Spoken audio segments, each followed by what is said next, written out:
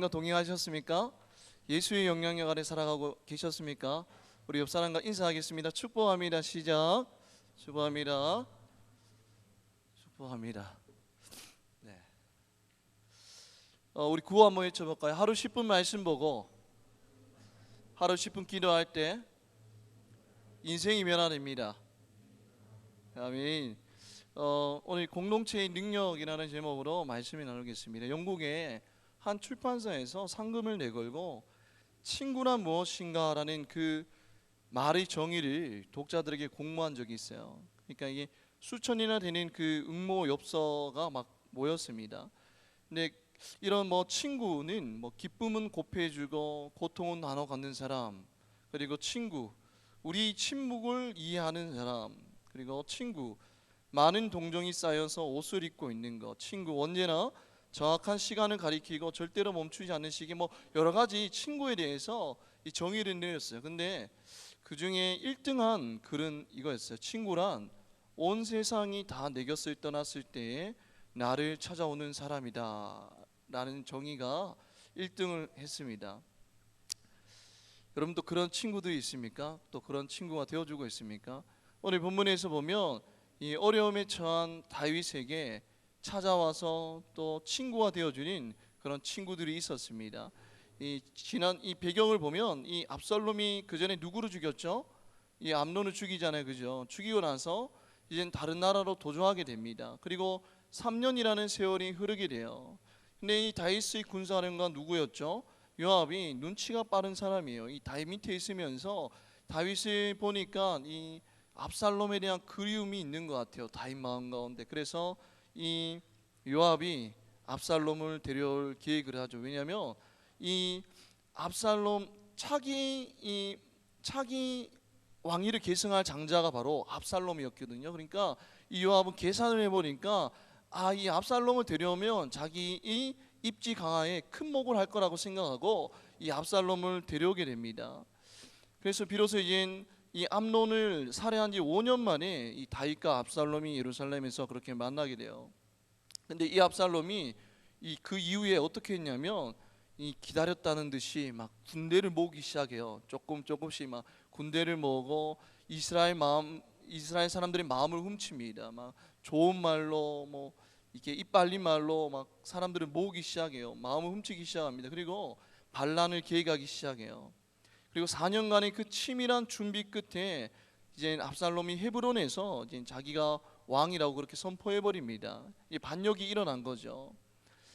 이 소식이 누구에게 전해지냐면 다윗에게 전해집니다. 이게 배경이에요. 그래서 이 소식을 들은 다윗이 이 예루살렘에서 급히 도망가게 되죠. 급히 도망가는 중에 19절에 보면 누구를 만나죠? 가드 사람 누구? 이때를 만나게 됩니다. 그러면서 이때를 발견하게 됩니다. 근데 이때는 어느 나라 사람이죠? 블레셋 사람이에요. 블레셋 사람인데 정치적인 이유로 추방되어서 다윗에게 망명 온 거예요. 그러니까 블레셋 국가 출신인 이방인이 지금 다윗과 함께 가려고 하고 있는 그런 상황입니다. 그런데 이 다윗이 그런 이때를 보고 뭐라고 그러죠? 가라고 그러죠. 여러분들 한 사람 또 아쉬운 상황 아닙니까? 지금 압살롬이 반역을 일으켰고 다윗은 한 사람이라도 더 모아서 힘을 응집해야 되는데 지금 이때 보고 돌아가라고 그렇게 권유하고 있는 거예요. 그렇게 한 이유는 뭐냐면 이 다윗도 지금 쫓겨나가는 상황이고 이때가 온다 할지라도 이때를 안전하게 지켜줄 수 없는 그런 상황이기 때문에 이 다윗이 이때 보고 나한테 있지 말고 누구에게로 가라 그러죠? 압살롬에게로 가라고 합니다. 어떻게 보면 적이잖아요, 그죠? 적인 압살롬에게로 가는 게 더 안전할 것이라고 그렇게 권유를 하죠. 그런 상황 가운데에서 이제 21절에 보면 이때가 뭐라 그러죠? 왕께 대답하여 이르되 여호와의 살아계신가라고 그렇게 고백하고 있습니다. 여호와의 살아계신가.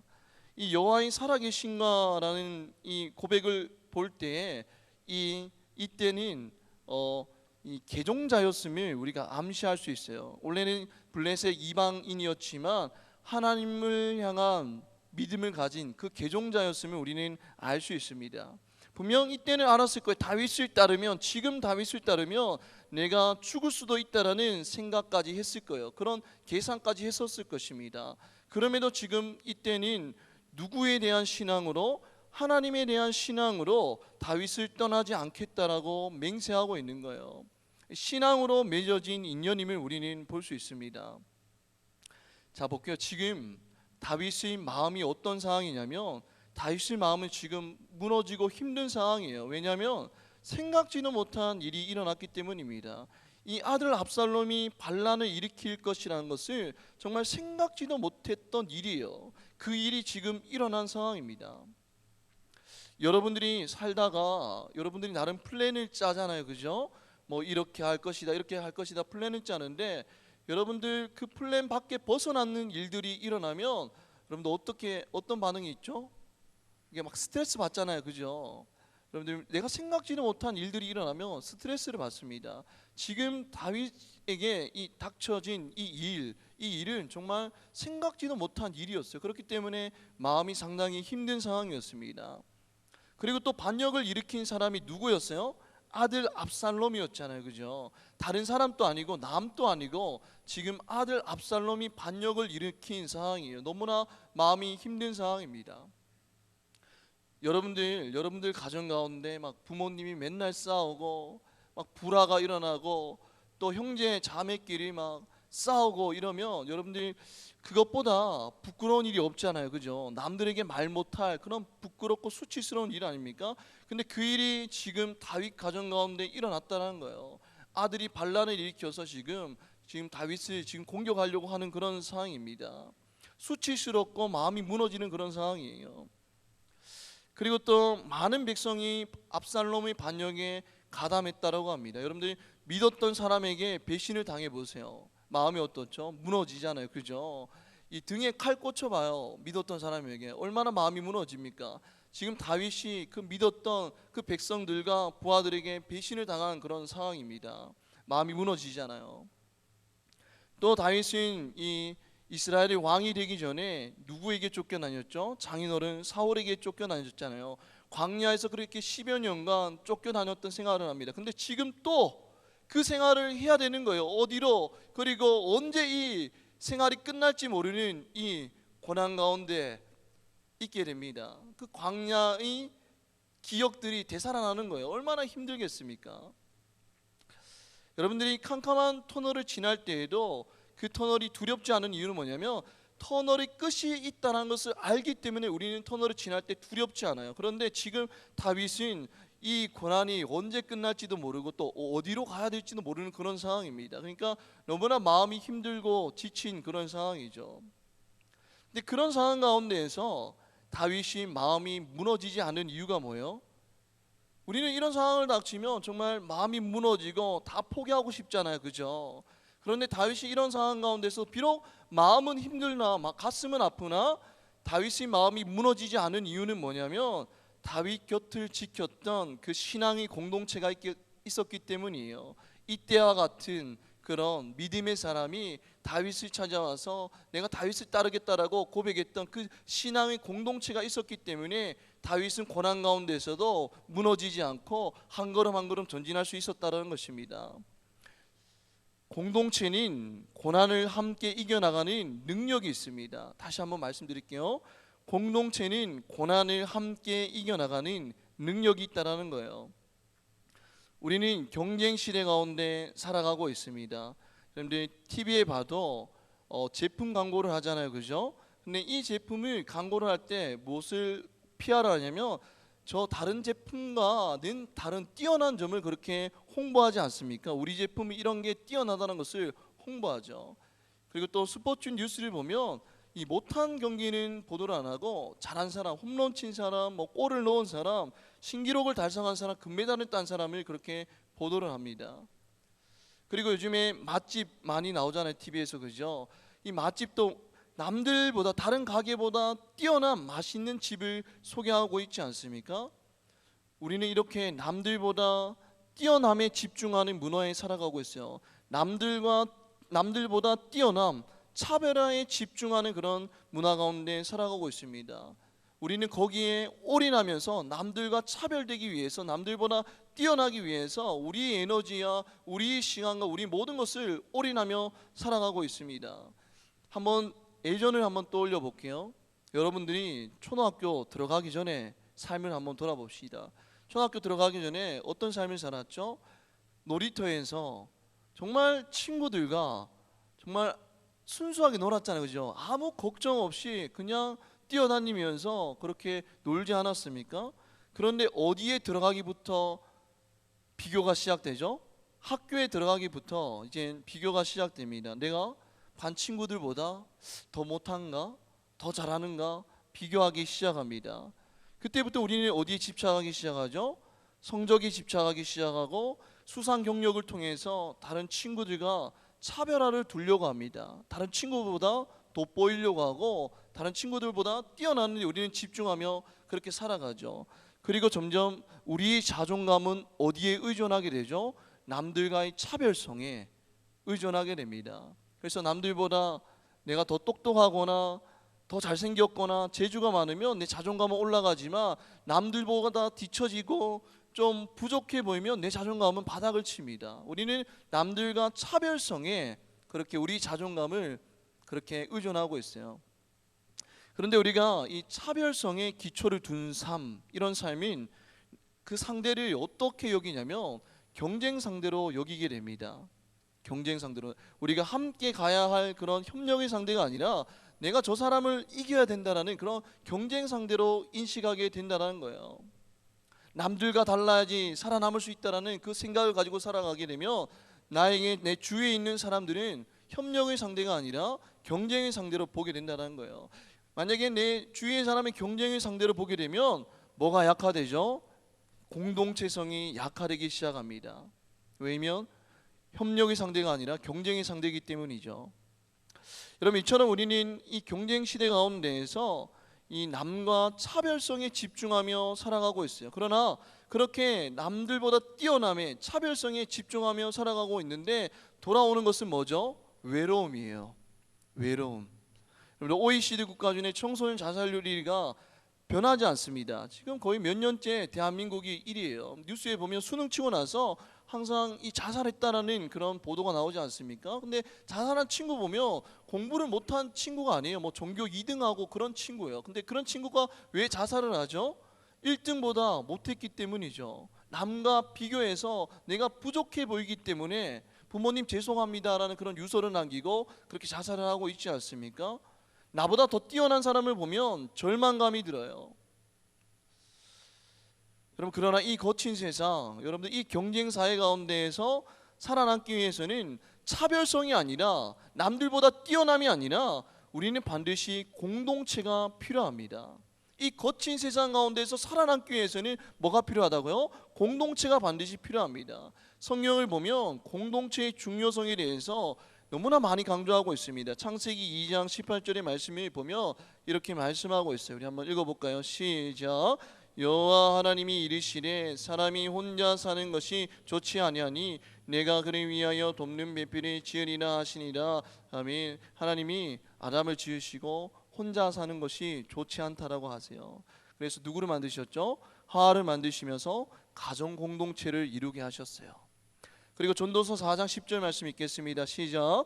혹시 그들이 넘어지면 하나가 그 동물을 붙들어 일으켜리니와 홀로 있어 넘어지고 붙들어 일으킬 자가 없는 자에게는 화가 있으리라고 했습니다. 내가 쓰러지고 지쳐서 쓰러지고 자빠졌을 때에 여러분들 가장 불행한 게 뭔지 알아요? 내가 쓰러지고 자빠졌을 때 내 주위에 나에게 손 내미는 사람이 한 명도 없는 거, 그것이 가장 불행한 거예요. 근데 여기서 뭐냐면 그들이 넘어지며 하나가 그 동물을 붙들어 일으키려니와라고 하고 있습니다. 여러분들 고난 가운데에서 쓰러진 나를 다시 일으켜 세우는 능력이 뭐냐면 동무예요. 동무가 다른 말로 표현하면 공동체라는 거예요. 여러분들이 쓰러지고 자빠졌을 때 여러분들에게 손을 내밀어 줄 수 있는 공동체가 있다면 여러분들 정말 인생 성공한 거예요. 또 전도서 4장 12절 말씀 한번 읽겠습니다. 시작. 한 사람이면 패하가 없거니와 두 사람이면 맞설 수 있으니 세 겹줄은 쉽게 끊어지지 아니하느니라 라고 합니다.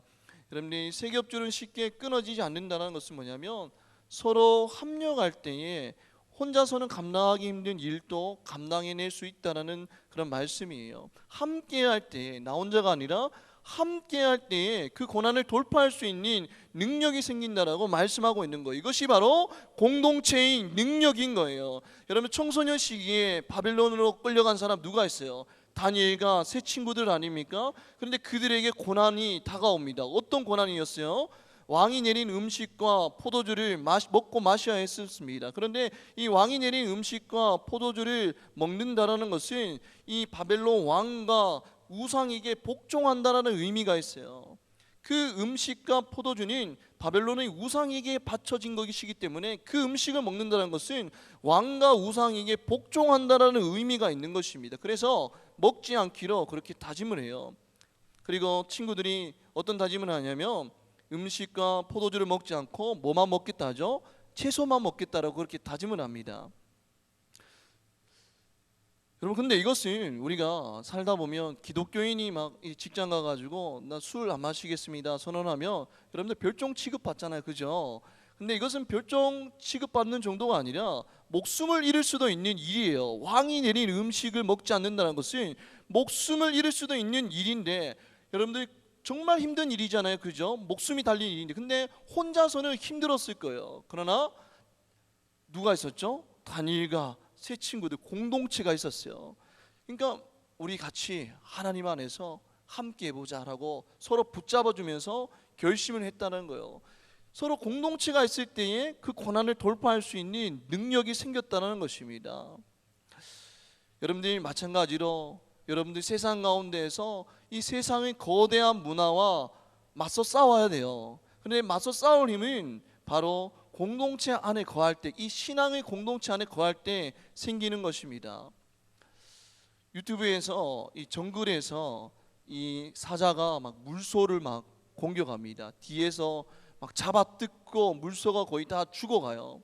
다 죽어가는데 이 그때에 누가 달려오죠? 물소떼가 막 세네 마리가 달려와가지고 사자를 공격합니다. 그래서 사자가 막 공중에 붕 떠가지고 계속 공격당하는 거래요. 결국 사자가 도망가게 됩니다. 그리고 그 물소는 살아남게 되죠.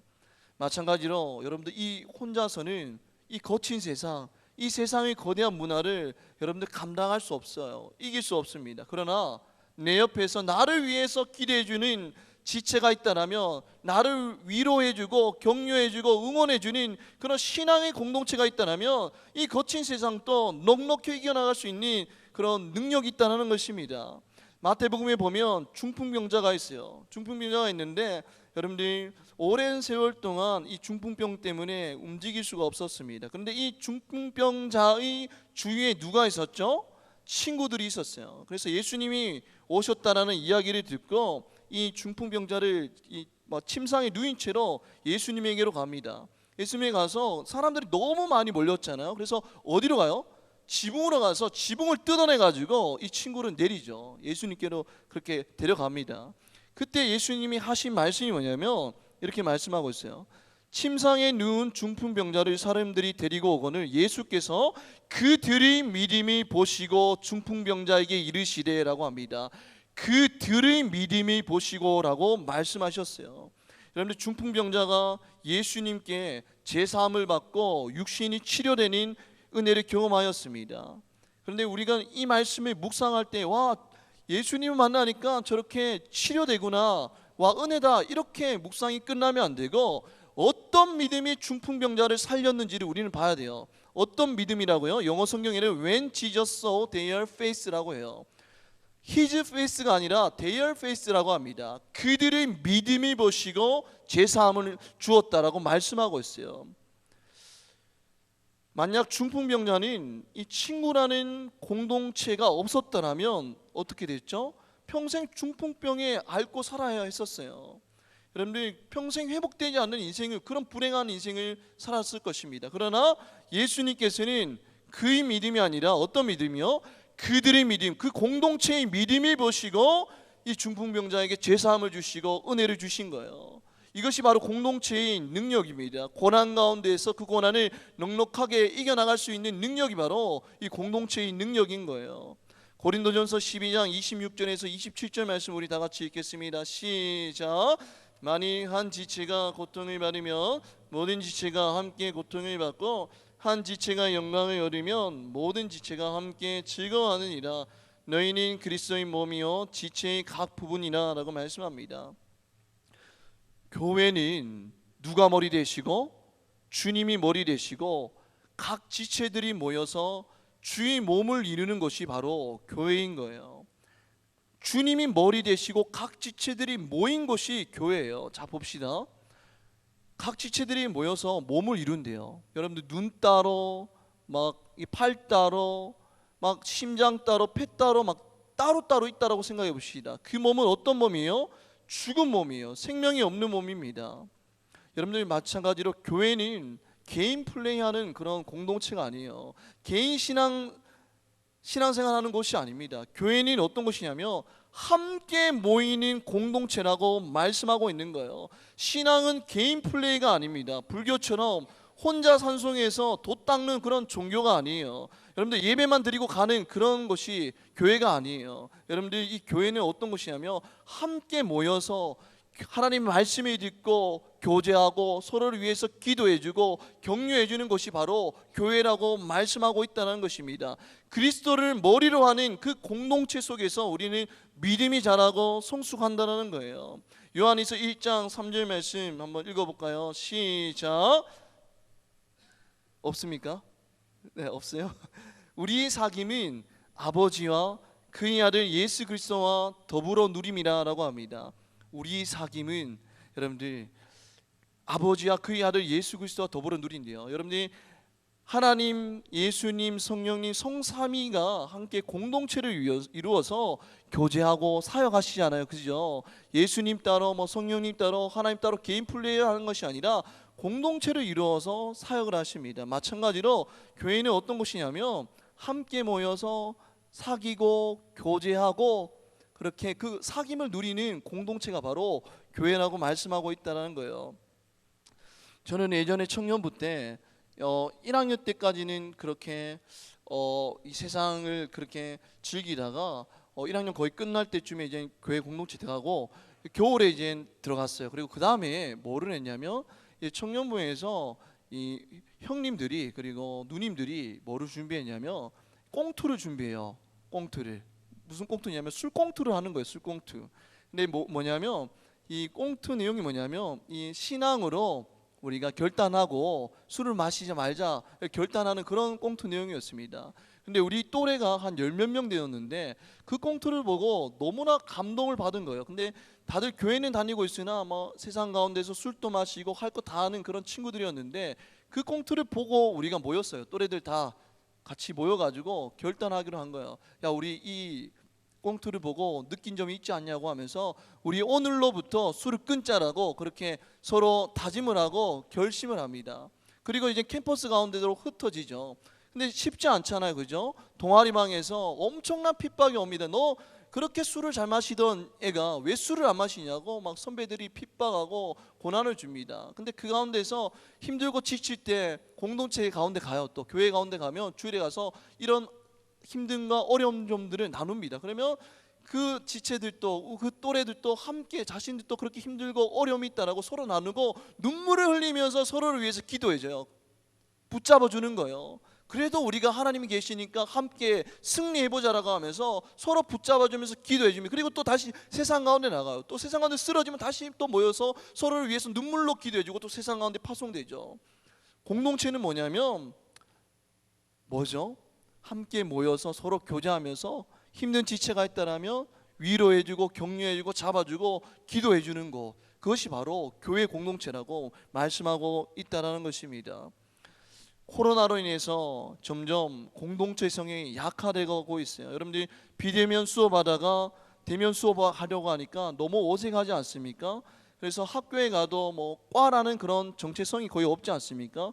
예전에는 MT도 있었고 OT도 있었고 그래서 거기 갔다 오면 그래도 서로 친해지고 하나가 되는데 그런 문화가 전혀 없으니까 너무 공동체성이 약화되고 있잖아요. 마찬가지로 교회도 마찬가지입니다. 비대면 예배드리고 이러다 보니까 공동체성이 점점 더 약화돼 가고 있어요. 그리고 또 교회에 나와도 개인주의 때문에 친한 사람들끼리 놀지 않습니까? 이 좁은 공동체에서 나랑 친한 사람들끼리만 놀고 나랑 친하지 않으면 뭐 오든지 말든지 상관하지 않지 않습니까? 점점 더 기술과 문명은 발달하고 있으나 우리는 외로워지고 있어요. 공동체성이 점점 약해지고 있다라고 있는 것입니다. 그러나 교회는 어떤 공동체죠? 함께 모여서 힘들어하는 지체가 있다면 같이 눈물 흘리며 기도해주고 위로해주는 공동체, 그런 공동체가 바로 교회 공동체인 거예요. 저는 이제까지 태어나서 지금까지 본 드라마 중에 가장 감동 깊은 드라마가 뭐냐면 응답하라 1988이에요. 그 드라마 마지막 회 보는데 정말로 마음이 찡하고 마음이 쓰렸던 기억이 납니다. 그런데 그 응답하라 1988이 많은 인기를 얻었잖아요. 그 인기를 얻은 이유가 뭐냐면 그만큼 공동체성이 약화돼 가고 있는 그런 시대 가운데 살아가고 있기 때문에 그것이 너무 그리운 거예요. 윗집 아랫집, 그 시대에는 어떤 관계였죠? 여러분들 밥이 떨어지면 쌀 주고 반찬 또 만들어서 혼자 먹는 것이 아니라 서로 주고 서로 챙겨주고 어떤 고민인지 서로 다 알고 힘들면 위로해주고 찾아가서 격려해주는 그런 공동체, 마을 공동체 아니었습니까? 그런데 그 드라마가 인기 있었던 이유는 그것이 그리운 거예요. 지금 너무 개인주의고 공동체성이 약화되고 있기 때문에 그 드라마를 통해서 우리는 위로를 받는 거예요. 우리는 그런 공동체가 약화되는 시대 가운데 살아가고 있지 않습니까? 그러나 우리는 이 감람나무 공동체는 그런 시대 가운데에서 그렇기 때문에 더 귀한 거예요. 힘들수록 함께 모여서 서로를 위해서 기도하고 격려하고 응원해주는 그런 공동체, 그런 공동체를 하나님께서 찾으신다는 것입니다. 오늘 다윗이 그렇게 고난 가운데서 힘들 때에 다윗을 지켰던 그 공동체 때문에 그 고난을 넉넉히 이겨나갔듯이 우리 감람나무 공동체도 힘들 때에 서로 위로해주고 격려해 주어서 이 세상 가운데에서 그 고난을 넉넉히 이겨나가는 우리 믿음의 공동체 되기를 주님의 이름으로 축복합니다. 아멘. 이 시간 우리 다 같이 찬양하며 기도하며 나가겠습니다.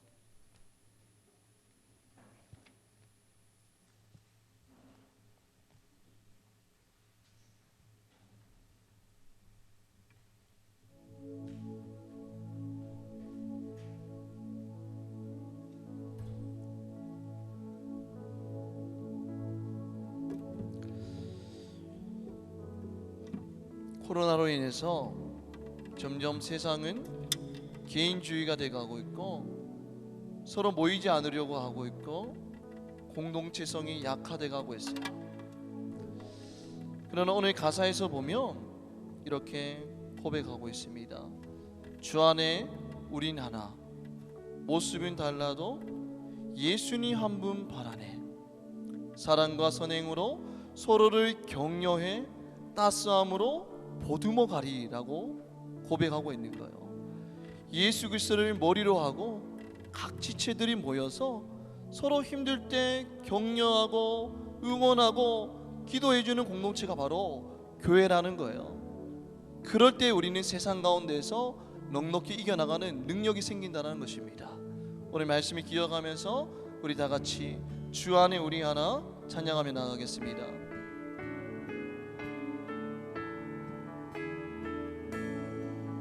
주 안에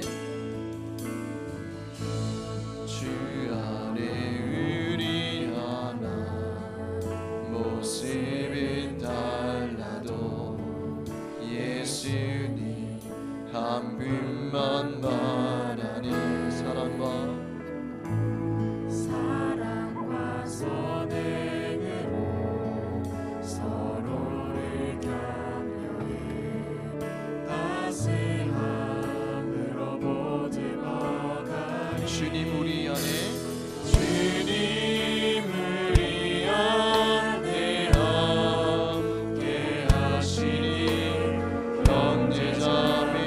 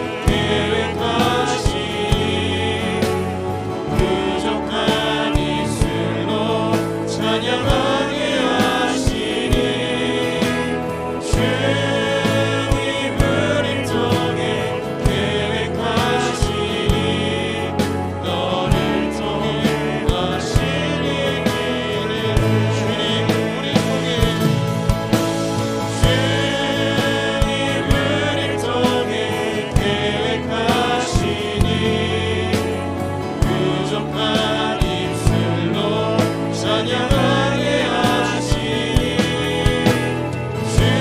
주님을 이 땅에 행하시니 너를 통해 하시리니 마지막으로 고백하겠습니다. 주님을 이 통해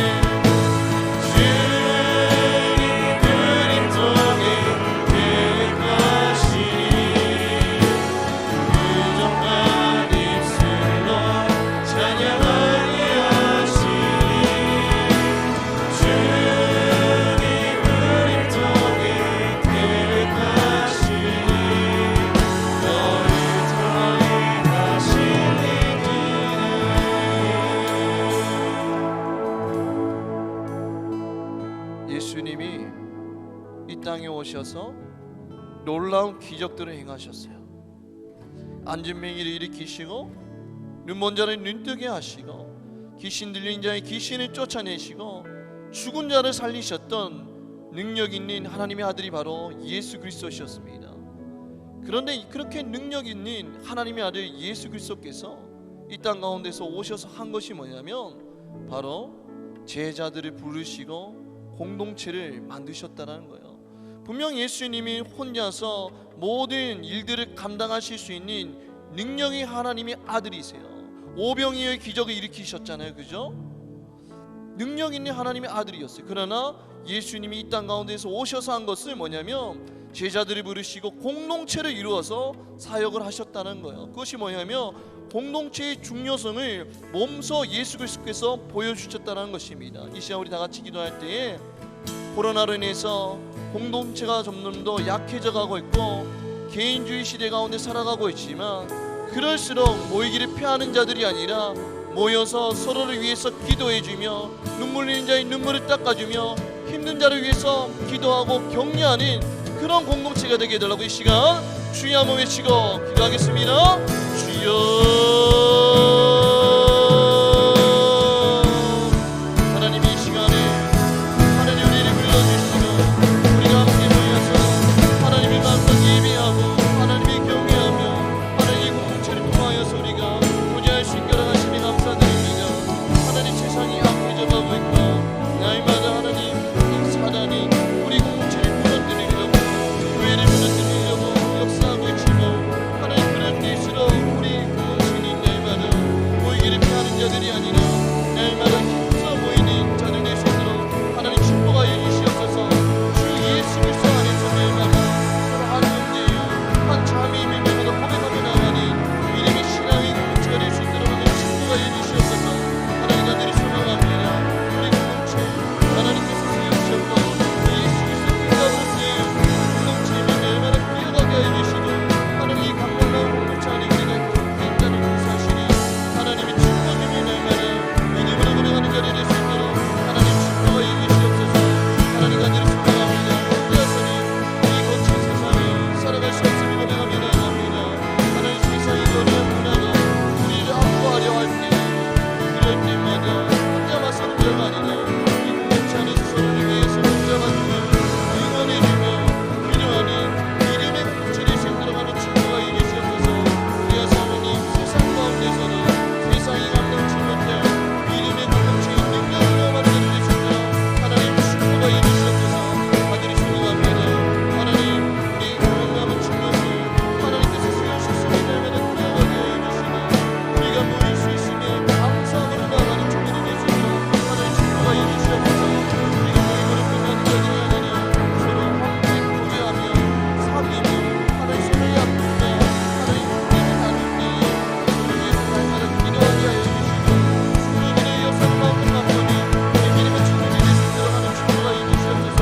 우리의 여성 친구들이 세상 가운데서 쓰러지고 바빠지는 인생이 아니라 세상이 감당치 못할 믿음의 용사들 되게 하여 주시고 우리의 어려운 때에 서로를 붙잡아주고 다시 한번 기도의 눈으로 서로가 날마다 주 안에서 공감하여 주며 세상 가운데서 세상이 바쁜 것들 믿음의 손이 될 수 있도록 축복하여 주시옵소서.